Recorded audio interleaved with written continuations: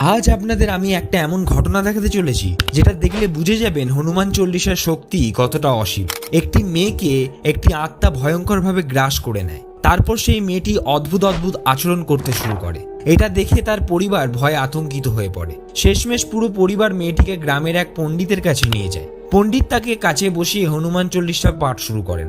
আপনি বিশ্বাস করবেন না, পাঠ শুরু হতেই সেই আত্মা মেয়েটির শরীর থেকে বেরিয়ে পালিয়ে যায়। তাই আপনাদেরও বলছি, হনুমান চল্লিশার মাহাত্ম্য অপরিসীম।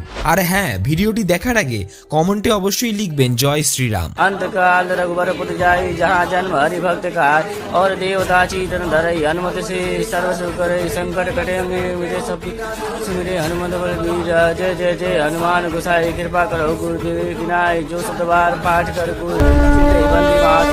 जय हनुमान ज्ञान गुण सागर जय कपीश तिहु लोक उजागर राम।